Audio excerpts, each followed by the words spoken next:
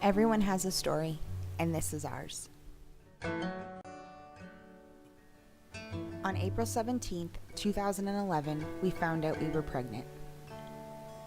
At first, we were very shocked, then pretty scared, and then extremely happy.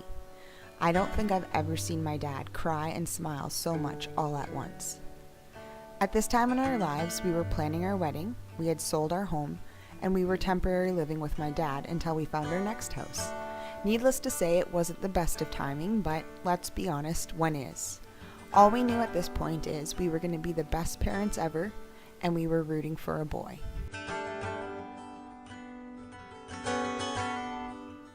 So, over the next several months, we started thinking about how he would come down the aisle at our wedding, and how our flower girl would probably pull him in a wagon. Our parents started buying and making cute baby things, and I went out and got the sweetest little jumpers.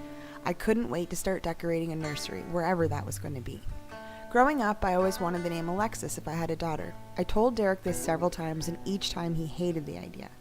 However, a few weeks after we found out, he came up to me one day and said, "Hun, I just want to let you know I'm cool with the name Alexis if it's a girl."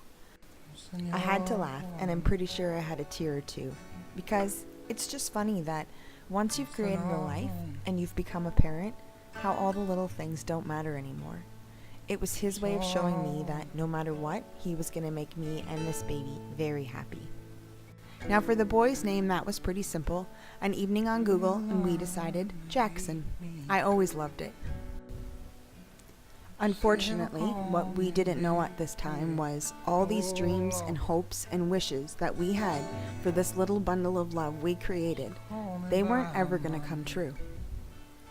On July 3rd, 2011, at 2:32 a.m., I went into labor at 21 weeks and delivered our gorgeous son, Jackson Edge. Yes, it was a boy. Through all the pain and all the tears, the only thing I could think was, I did something wrong. What did I do? Oh my God, I have failed my child. To sit with the tiniest, smallest little baby you have ever seen in your hands with the feeling that you did that child wrong is the most heart-wrenching thing a parent could ever feel.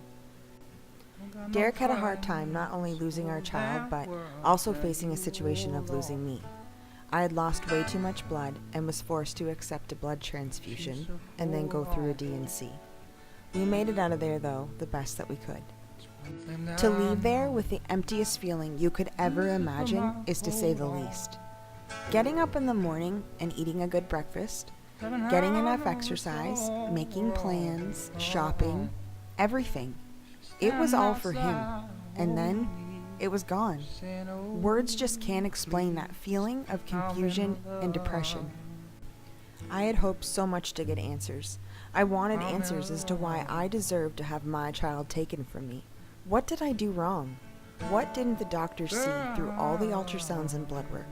Even the biopsy, it didn't tell us anything. People kept telling me it was okay, I'd have another baby someday, things happen for a reason. But there's no reasoning that could ever make it better or easier. So, Derek and I figured after the wedding we would try again, when we were in a better, more comfortable situation. Well, things didn't go that smoothly. It just wasn't happening. We began working with a fertility clinic, and I was beginning to get very nervous. I sat around month after month hearing about couples getting pregnant. Couples that just got married, couples that weren't even trying, couples that didn't even want kids. That teenager in the back seat of the car, that one time. They were all having babies, and I couldn't do or change anything about our situation, except to wait.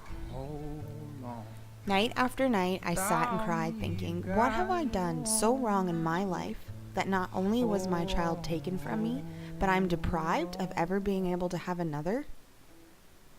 Finally, we started to get answers I was hoping for. It wasn't my fault. I didn't do him wrong. I couldn't have changed anything. It was such a relief to finally hear answers I needed. It turns out I had a septum that took up 50% of my uterus. He was crowded out, and he wasn't able to grow any further than what he already had. So, to keep this from ever happening again, I had to have surgery and get it removed. We were beginning to figure it all out.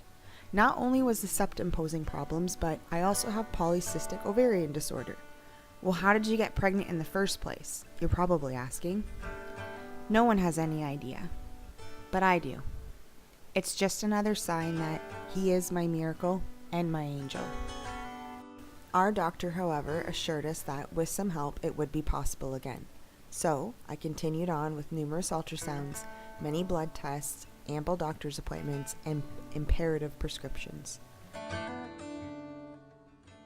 So things are starting to look up for us, and we can see hope in the road ahead.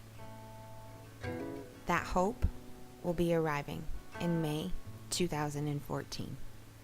Never think what's in your home, what's in our home.